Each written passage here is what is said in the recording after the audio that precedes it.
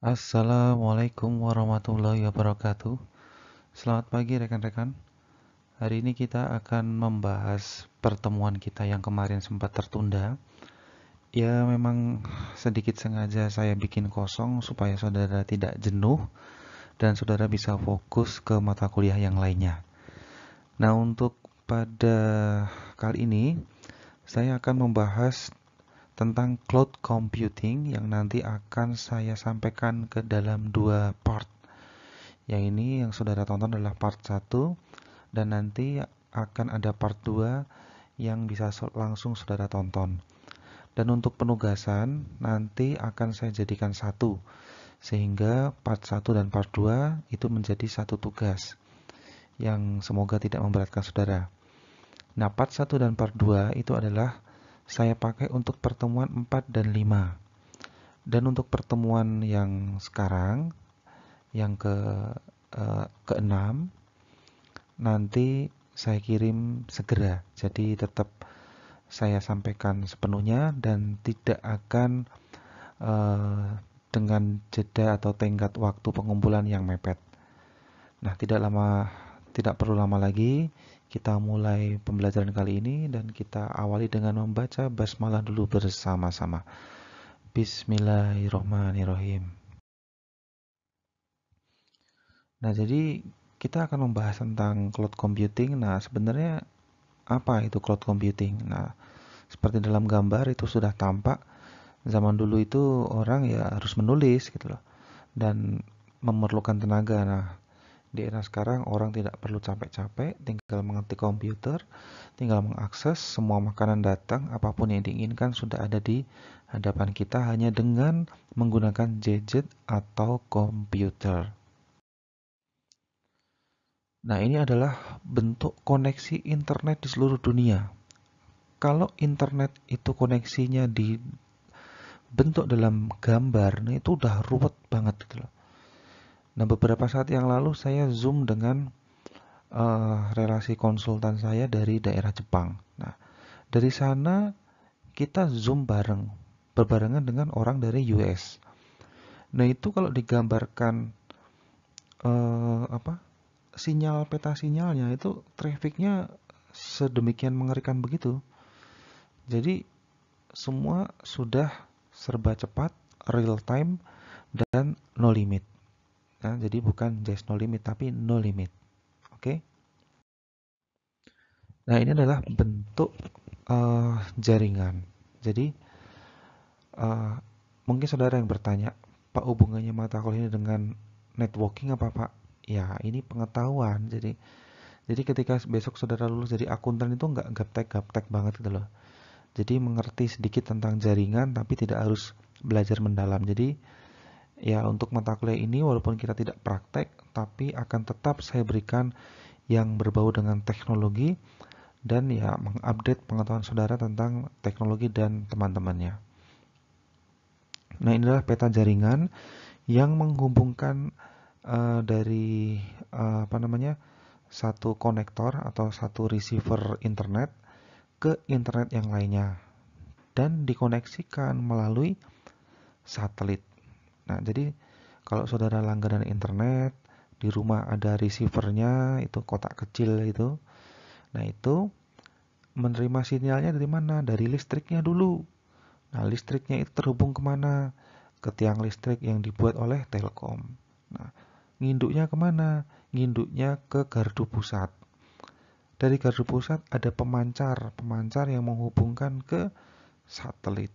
Dan dari satelit akan dikoneksikan ke satelit berikutnya atau pemancar yang lainnya. Jadi semuanya terkoneksi dengan kecepatan cahaya. Jadi sudah sangat cepat. Nah, untuk kabel jaringan itu tidak hanya yang melayang-layang seperti yang ada di saudara lihat itu. Jadi untuk menghubungkan antar negara, koneksi antar negara itu tidak hanya melalui jaringan udara. Nah, kalau ngelewatin laut, ya lewat laut seperti yang tertampak dalam gambar itu. Itu contoh kabelnya ya kayak gitulah. Jadi yang kabel tahan air tidak mungkin dimakan oleh ikan, terus ditutup oleh pipa besi yang memang tahan karat dan tahan konslet. Nah, ini contohnya pipa-pipa yang menghubungkan antar negara, yang itu bisa menyambungkan informasi dari satu negara ke negara yang lainnya. Jadi masih belum mengerti ya cloud computing, nantilah kita membahas tentang dasarnya dulu. Nah, jadi ini adalah evolusi self-service. Jadi artinya self-service itu adalah pelayanan mandiri. Nah, ini evolusinya. Nah, contohnya di service industry, contohnya bank. Bank itu apa namanya? Servisnya pasti berhubungan dengan teller. Human contact-nya dengan teller. Dibantu oleh ATM untuk memaksimalkan kinerja teller ketika teller rame. Nah, kalau malas ke ATM, tidak perlu beranjak kemana-mana, cukup gunakan HP. HP yang sudah terdaftar online banking. Di situ saudara sudah bisa menjadi seorang teller. Mau membeli pulsa, mau mengirim uang, saudara mau menarik dana yang nanti dananya langsung masuk ke dompet elektronik saudara, mau membayar tagihan marketplace, bayar Shopee, Lazada dan sebagainya. Itu saudara sudah dilakukan self-service, mandiri. Nah, contoh lagi airlines. Dulu di era saya, tahun 90-an itu kalau mau pergi kemana-mana harus ke travel agent. Pesan pesawat ke travel agent dan dari situ dicetak dalam bentuk buku itu tiketnya, masuk ke dalam amplop. Nah, check-innya harus datang ke bandara, antri. Nah, dari situ kita baru bisa check-in dan baru bisa milih tempat duduk. Sekarang tidak perlu, tinggal klik di Traveloka dan sebagainya, itu sudah menggantikan posisi agent. Nah, tiketnya gimana Pak? Nggak perlu dicetak, ada namanya e-tiket, dikirimkan ke email saudara. Check-innya tinggal masuk ke dalam website mereka, memasukkan kode check-in, dan langsung bisa memilih posisi tempat duduk di pesawat. Ketika datang, tinggal tunjukkan saja tuh etiketnya sama petugas bandara, satpamnya itu.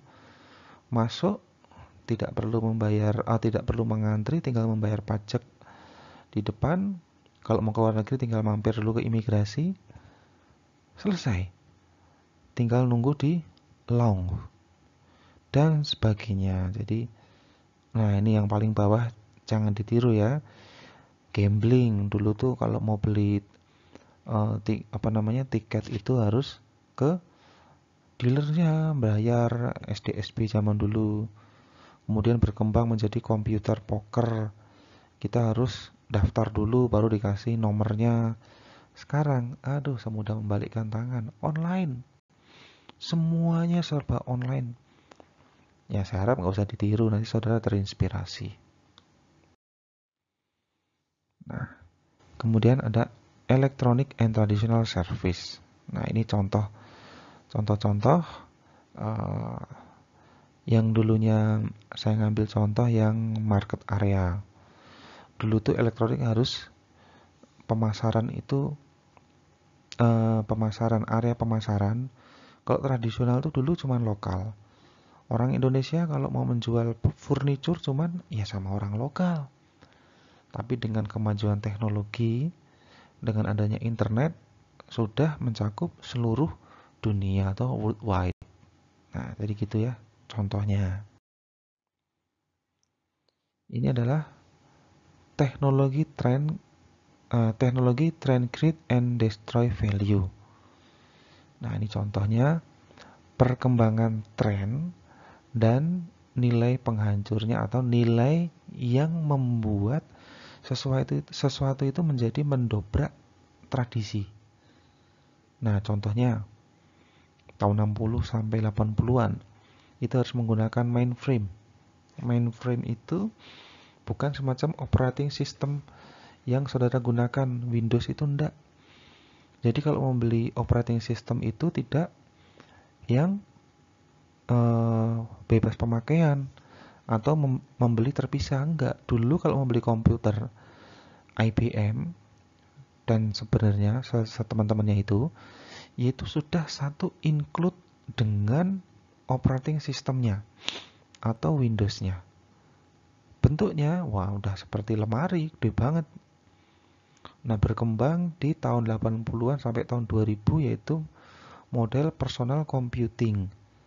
Artinya, itu sudah ada operating system yang independen, tidak dibeli bersamaan dengan komputernya.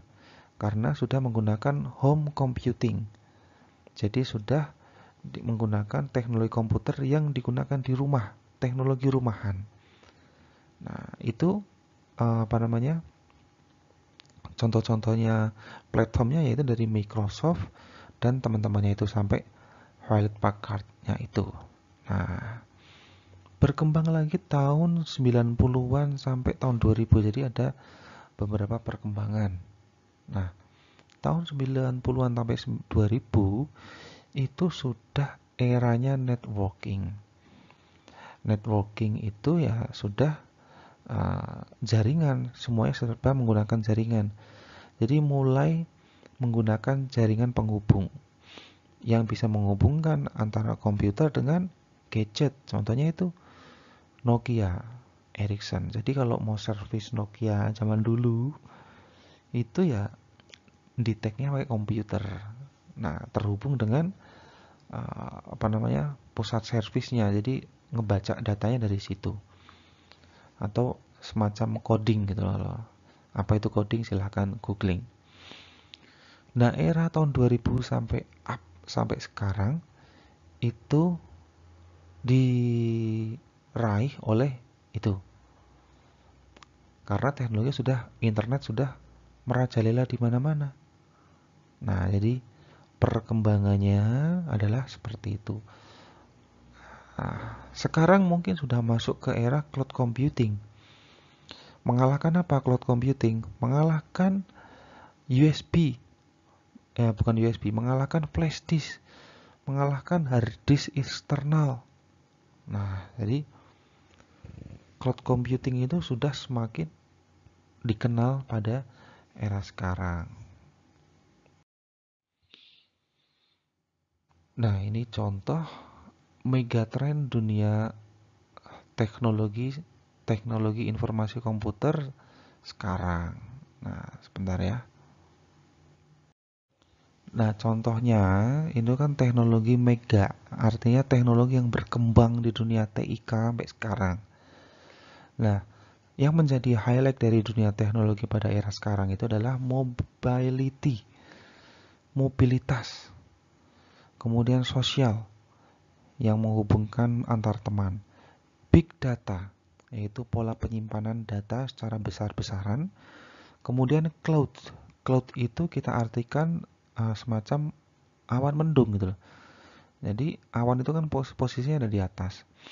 Jadi cloud computing itu adalah sistem penyimpanan data yang disimpannya di gambarannya itu di awan ya, tapi sebenarnya dia dunia di dunia maya atau di dunia disimpannya dalam sebuah jaringan. Jaringan itu terpusat di suatu kantor pusat. Misalkan kita menggunakan Google Drive. Ya toh? Kita menggunakan Google Drive terus disimpannya di mana? Ya di cloud. Cloud itu artinya disimpan dalam sebuah jaringan. Lah nginduknya kemana? Nginduknya ke kantor pusat Google. Nah, di situ Google itu punya big data. Artinya dia punya hard disk yang gedenya segede rumah. Disimpan semua data di seluruh dunia di situ. Nah, cloud terhubung dengan big data. Nah, lanjut. Ini udah saya jelaskan tadi ya. Nah, big data apa itu? Nah, mari kita bahas sedikit. Big data itu ya seperti saya ceritakan tadi, dia yang tersimpan dan terpusat di sebuah kantor pusat. Nah, dia itu sistem penyimpannya itu real time. Jadi ketika saya biasanya melakukan aktivitas recording seperti saat ini, kadang saya nge-recording melalui HP. Kadang saya mendesain thumbnail yang saudara tonton itu melalui HP. Nah, dimanapun saya bisa melakukan. Nah, ketika saya akan mengunggah, saya pasti akan mengunggah atau upload menggunakan laptop atau komputer. Nah, cara menghubungkannya ya saya upload pekerjaan saya melalui drive. Nah, sehingga saya tidak perlu menggunakan kabel data, saya tidak perlu memindahkan data dari handphone saya ke dalam komputer menggunakan OTG dan sebagainya. Saya cukup memasukkan ke dalam drive saya, Google Drive saya, dan saya akan mengakses data pekerjaan saya menggunakan komputer yang terhubung dengan drive. Jadi real time.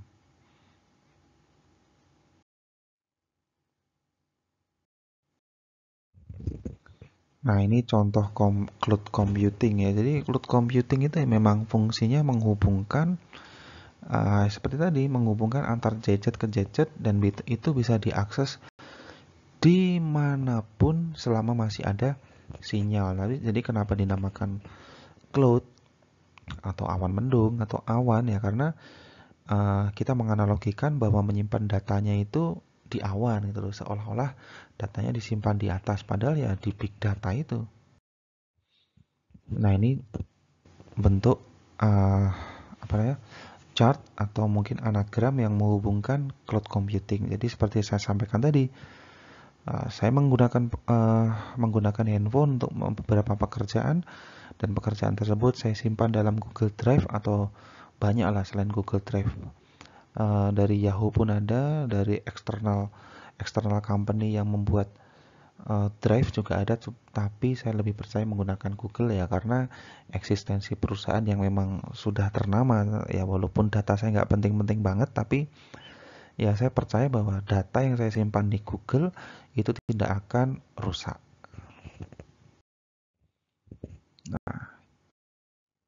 Nah, ini contoh lagi tentang generasi komputer. Nah, ini contohnya nih ya. Saudara lihat dulu gambarnya. Jadi ini adalah bentuk perkembangan atau evolusi dari komputer dari masa ke masa.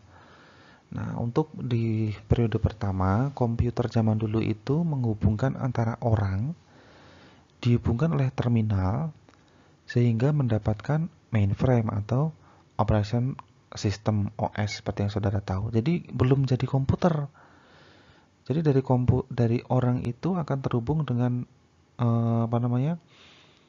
kalau pernah ngelihat film Power Rangers itu kayak ada monitor gede itu kan di markas Zordonnya itu. Nah, itu gambaran komputer terminal. Nah, komputer terminal yang akan menghubungkan ke operation system. Jadi sistem dulu belum bisa digunakan atau belum bisa digunakan secara pribadi oleh rumah. Jadi sistemnya dulu dan tidak bisa sembarangan orang mengakses. Nah, kemudian berkembang di poin kedua yaitu PC computing. Itu orang langsung bisa terhubung ke komputer mandiri saat itu dan cuman di situ aja. Jadi kalau zaman tahun 80-an, 80-an itu komputer ya gak bisa kemana-mana. Kerjanya ya komputer zaman dulu yang masih menggunakan DOS itu, yang titik-titik itu perintahnya tidak seatraktif menggunakan Windows. Mau mengetik ya itu ada perintahnya, saya lupa dulu. Printernya pun masih dot matrix yang saat ini masih digunakan oleh perbankan dan tidak bisa online. Jadi hanya bisa terhubung antara manusia dengan komputer yang digunakan di rumah.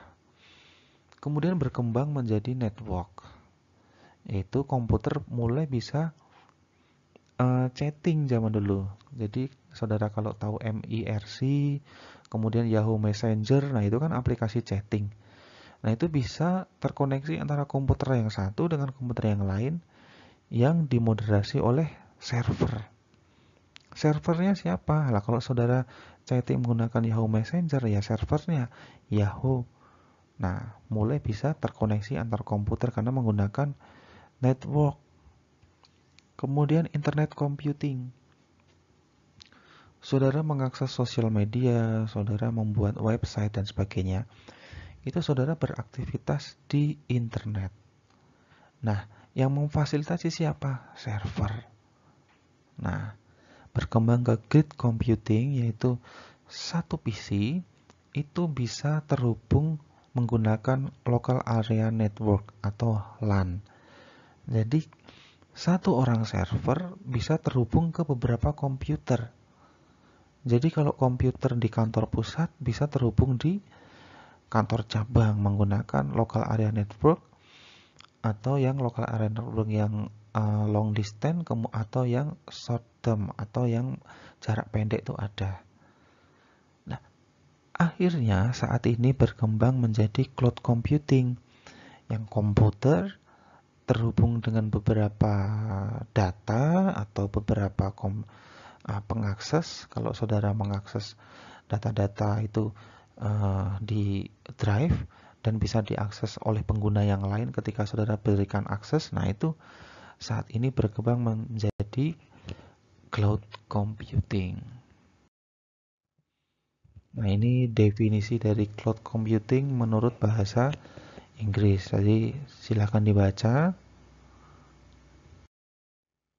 Nah, ini definisinya. Jadi saya sudah menjelaskan di awal-awal ya, ini definisi secara teori. Tadi saya menjelaskan secara yang lebih mudah saudara tangkap. Kalau ini textbook, silakan juga bisa dibaca sendiri. Nah, jadi pertanyaannya sekarang sudah bisa menjawabkan, what is cloud computing? Nah, cloud computing is, nah saudara bisa menjawab yang seperti apa, yang kecepatannya seperti apa, yang aksesnya harus bagaimana, yang fungsinya dalam dunia bisnis itu seperti apa, dan kegunaan cloud computing dalam dunia mahasiswa, saudara pun sekarang bisa menjawab. Nah, ini adalah slide terakhir, dan untuk slide part berikutnya akan saya lanjutkan di part 2. Terima kasih. Wassalamualaikum warahmatullahi wabarakatuh.